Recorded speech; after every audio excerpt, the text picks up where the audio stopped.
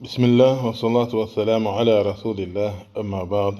Aziz kardeşler, birinci Allah Teala'nın bütün bize verdiği nimetlerine göre Allah'a çoxlu şükürler olsun. Elhamdülillah. Bilirsiniz ki insan heç kəsi qınamamalıdır. Yəni bizim sələflərimizdən gəlib ki, hətta deyir, mən itə belə nəsə qınaq eləməyə qorxurdum ki, nəsə ona oxşayaram, nəsə ona halına düşərəm. Yəni bunlar elə belə demirdilər. Çünki heç vaxt heç kəsi qınamayasan yer. Və İbn Sirin rahmetullahi aleyhi böyük alimlərdəndir. Bir dəfə yəni bütün var dövlətin itiliyi kasıblaşır, soruşurlar ki, nə üçün bu cür oldun sən? Nəyə görə? Yəni onlar bilirlər ki, ondan nəsə hikmət var. Yəni adam mömin insandır, yəni elm əhlidir, alimdir. Və nə üçün bu olub? Deyir, هذا ذنب انتظرت عقوبته 40 عاما حينما قلت لرجل يا فقير. Deyir, bu deyir ona görədir ki, 40 ildir bunu gözləyirdim. Mən bir nəfərə gittim ki, kasıba, ey kasıb, ey fəqir.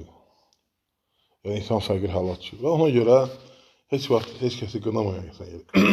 Kasıbdır.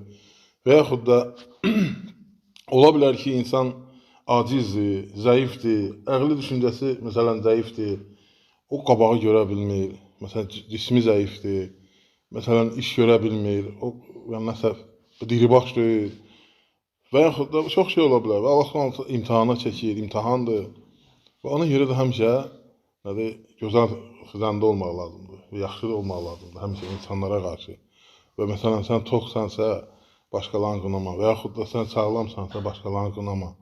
Və yaxud da sən nəsə diribaş olursan, sən çalışırsan, amma başqası onu görə bilmir, bacarmır, onu qınama heç vaxt, yəni qınamaq olmaz. Və ona görə ehtiyatlı olmaq lazımdır heç vaxt. Yəni belə şeylər eləmək olmaz və Allah Teala səni də cəzalandırar. Yəni heç vaxt yəni belə məsələlərdə ehtiyatlı olmaq lazımdır, etmək olmaz. Allah Teala bizi eşidib bilənlərdən, əməlləyənlərdən etsin. Allah bizi bağışlasın, qar yağır, elhamdülillah.